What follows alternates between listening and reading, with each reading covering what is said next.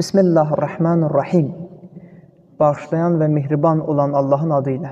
Allah mütealdan istəyir ki, Allah müteal ibadət və itaətlərinizi inşallah ki, ən ali dərəcədə qəbul eləsin inşallah. İnşallah ki, bugün bir mövzu barəsində danışacaq ki, həmin mövzu Qur'an-ı Kərimin nəzərində çox önəmli bir mövzudur.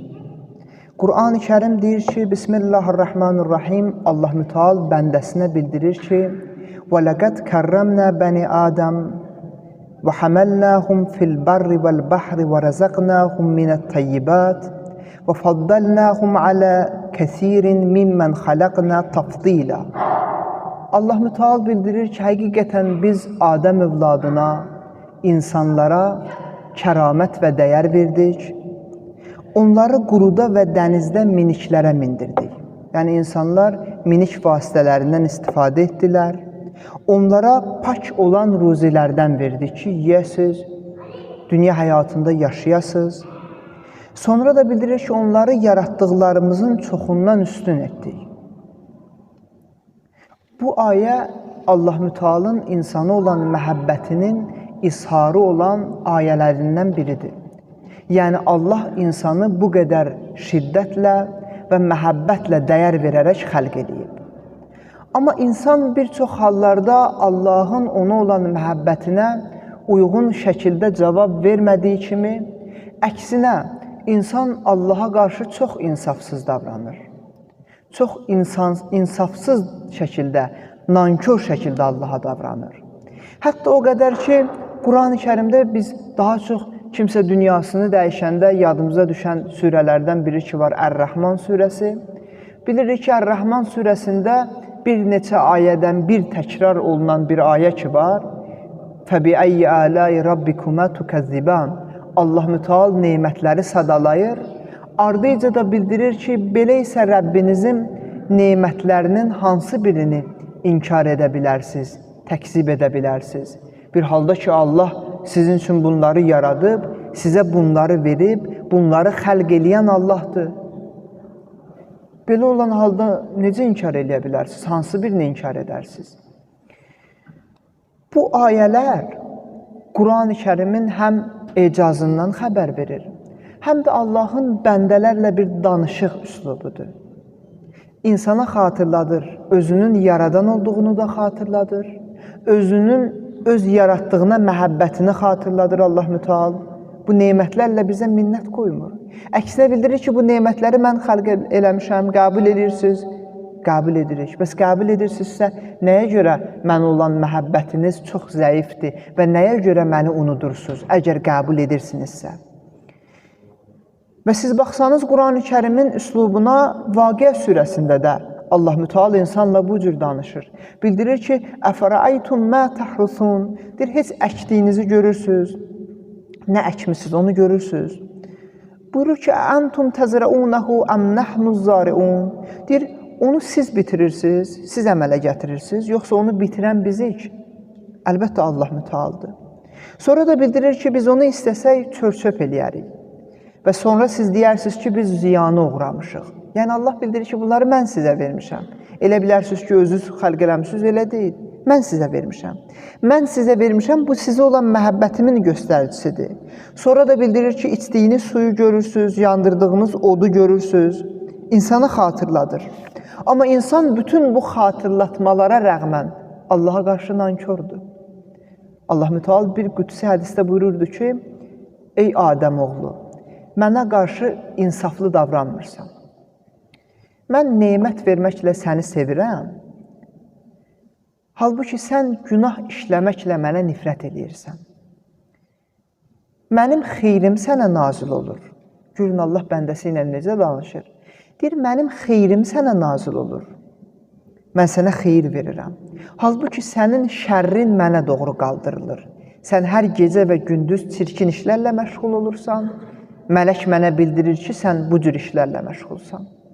Sonunda da bildirir ki, ey Adəm oğlu, əgər öz vəsfini başqa birindən eşitmiş olsaydın, mütləq ona nifrət eləyərdin. Mütləq nifrət eləyərdin özünə. Sənin özünü həqiqətini başqa biri sənə vəsf eləsəydi, sən özünə nifrət eləyərdin. Biz beləyik. Bir çoxumuzun həqiqi kimliyini başqası bizə bildirmiş olsa, bu qədər günahlara rəğmən Allah bizə məhəbbətlə davranır.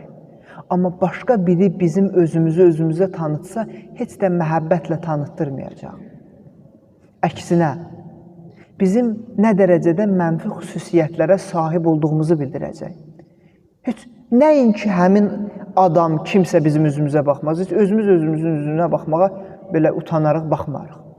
Amma bütün bunlara rəğmən Allah insanla belə davranmır.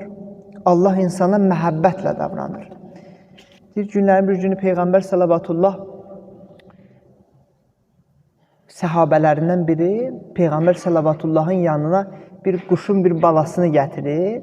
İndi belə anlayır ki, Peyğəmbərə hədiyyə kimi gətirir.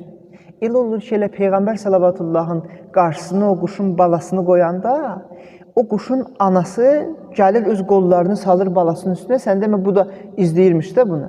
Salır qanadlarını öz balasının üstünə, onu müdafiə edir. Peyğəmbər Salavatullah deyir ki, o bala quşun anası ki, ona necə məhəbbətlə davranır. Bizdən qoruyur da, qoruyur ki, birdən ona nəsə xətər yetirərik. Deyir, Allahın öz bəndəsinə olan məhəbbəti, o ana quşun öz balasına olan məhəbbətindən min dəfə daha çoxdur. Min dəfə daha çoxdur. Əgər insan bunu bilsə, insan bilməsi üçün çox şey lazım deyil. İnsan öz nəfəsinin gedib gəlməsinə baxsa, öz yaradılışına baxsa, öz ətrafına baxsa, görər ki, elə başdan ayağa, hətta günahkar belə olsa, Allah ondan məhəbbətini əsirgəmir. Əsirgəsəydi tövbə qapısını qoymazdı.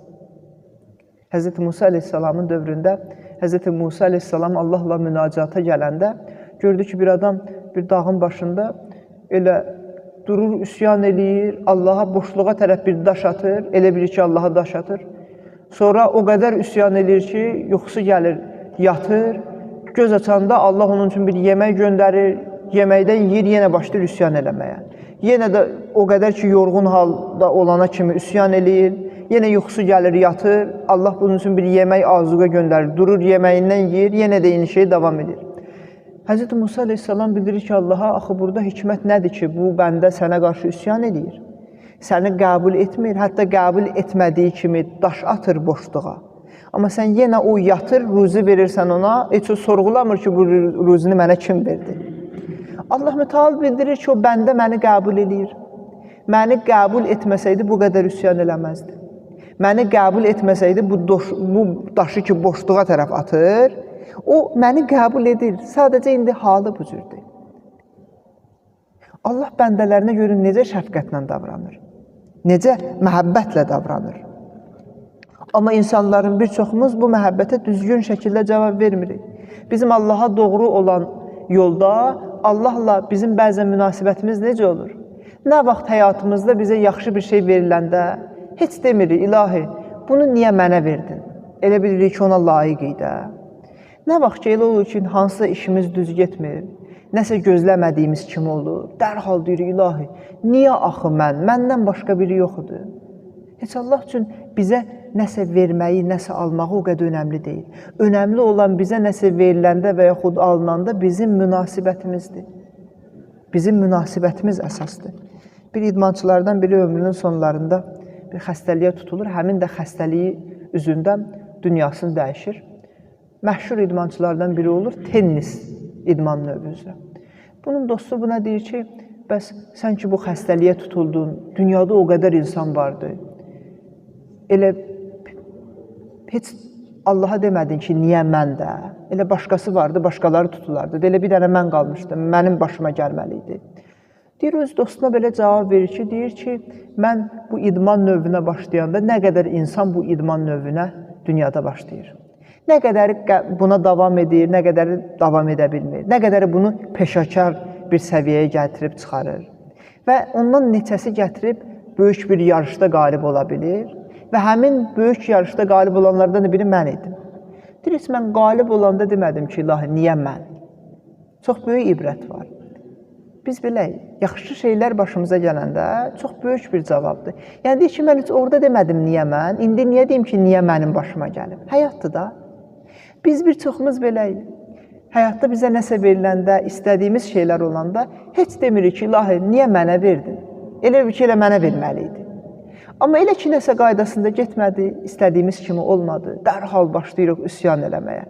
İlahi, bunu niyə mənə verdin? Niyə mənim başıma gəldi? Nə üçün belə oldu? Halbuki bunlar o qədər önəmli deyil. İnsan Allaha doğru yanaşanda bilməlidir ki, Allah üçün çox önəmlidir insan. Çox önəmli. Bütün bu ibadətlərin mənası nədir? Heç kim bekar deyil. Elə insanın əslində Allah yanında dəyərinin ən böyük göstəricilərindən biri Allahın insanı özünə tərəf ibadətə səsləməsi ilə bilinir. Namaz istəyir, oruc istəyir, özü üçün istəmir ki, nə ehtiyacı var? Bizim üçün lazımdır. Öz dəyərimizi bilməliyik. Bizi bir yerə dəvət eləyəndə görürsən, bir adamı bir yerə dəvət eləyirlər. Məsələn, orada bir-iki yüksək, belə desək, dərəcəli insan olacaq. O qədər sevinir ki, onlar olan yerdə məni də dəvət edir. Allahdan üstün kim var? Heç kim yoxdur. Bir halda ki, Allah məni öz görüşünə dəvət eləyibsə, sevinməyə dəyər yeganə şey elə budur da. Başqa nə var ki? İmam Rıza aleyhissalam buyurur ki, Həzrəti Peyğəmbər sallallahu aleyhi və səlləmdən belə nəql olunub ki, buyururdu ki, məsəlül mümin indəllah əzzə və cəllə kəməsəli mələkin müqarrabin və innəl müminə indəllah ə'zəmu min zəlikə və leysə şeyun əhəbbu iləllah min müminin taib əv müminətin taibə. Buyururdu ki, Allah yanında mömin bir bəndə müqərrəb bir, yəni ən üstün mələk kimidir.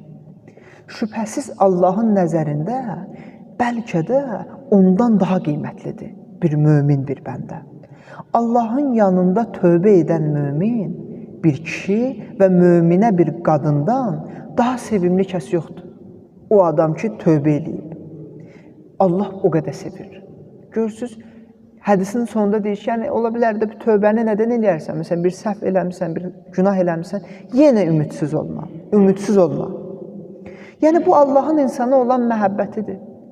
Və Allah elə bir məhəbbətlə insana yanaşır ki, və bizdən istəyir ki, biz Allahı sevək və digər insanları da sevək, digər insanlara da məhəbbət göstərək. Ona görə Peyğəmbər sallavatullahın yanına biri gəlib deyəndə ki, ya Allah Rəsulü, Allah yanında ən sevimli bəndələr bəndə kimdir, kimlərdir?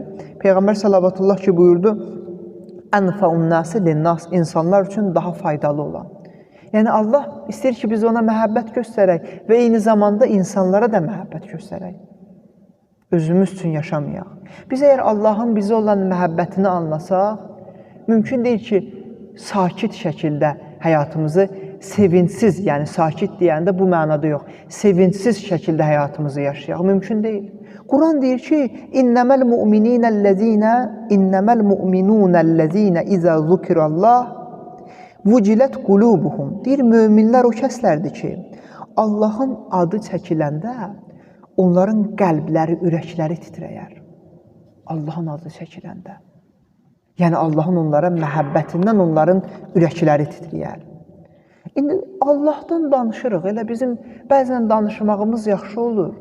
Amma biz bəzən daha çox Allahı elə məsciddə istəyirik. Allah təəssüf ki, bir çoxumuzun elə məsciddə yadına düşür. Məsciddən çıxandan sonra Allahı xatırlamırıq. Aleykumussalam və rəhmətullah. Halbuki Allahın bizə məhəbbətinin izharı hər bir yerdə özünü göstərir. Hər bir zaman özünü göstərir. Sadəcə insan gərək Allaha doğru yanaşanda doğru şəkildə yanaşsın. Biz bunu qeyd etmişdik də, Allahümə məclisi belə bir rəvayət nəql edir ki, deyir, Həzrəti Süleyman əleyhissalam ki, heyvanların dilini bilirdi, bir küçədən keçəndə ki, gördü bir sərçə digər sərçəyə eşqini etiraf edir və deyir ki, mən səni çox sevirəm, əgər mənim bu sevgimi qəbul etsəm, məndə o güc var ki, öz dimdiyimlə Həzrəti Süleymanın taxtını götürüb dəryaya ataram. Həzrəti Süleyman əleyhissalam bunu eşidir, yaxınlaşır, bu iddianı edən sərçəyə deyir ki, bunu deyən sən edin. Deyir, bəli, mən dedim, amma görmədim siz buradasınız, bilmədim. İndi mən sözdür deyirəm də, məndə o güc qüdrət yoxdur, heç mən çəyirtkənin bir budunu qaldıra bilmirəm, o ki qaldı, sizin taxtınızı qaldırım. İndi aşiqəm, aşiqi də qınamazlar. Deyir, yaxşı, sən ki belə etiraf etdin, mən gedib özüm sənə kömək eləyərəm ki, o dişi sərçə sənin sevgini qəbul eləsin, sənə məhəl qoysun. Gedir deyir ki, o dişi sərçəyə bu axı sənə bu qədər yalvarır, sən bunun sevgisinə niyə cavab vermirsən? O ona cavab verir ki, Həzrət Süleymana deyir ki, bu gündə nə qədər nə belə söz deyir. Nə qədər nə belə söz deyir ki, mən səni sevirəm. Sözdür deyir də. Deyir, Həzrəti Süleyman əleyhissalam bu sözün təsirindən 40 gecə, 40 gün ağladı. 40 gün, 40 gecə ağladı. Niyə? Dedi, bəlkə biz də Allaha ki, deyirik, səni sevirik, bəlkə sözdür deyirik. Bəlkə elə dilimizdədir, elə ibadətlərimiz elə bəlkə dilimizdədir. Bəlkə əməlimizdə deyil. Çox böyük ibrətdir. Allaha olan münasibətimiz bizim həyatımızı yaxşılaşdırır ya da pisləşdirir. Həyat ona görə pis deyil ki, istəmədiyimiz hadisələr baş verir. Ona görə yaxşı deyil ki, bizim istədiyimiz hadisələr baş verir. Həyatda insan hər şeydən bezə bilər, hər şeydən yorula bilər.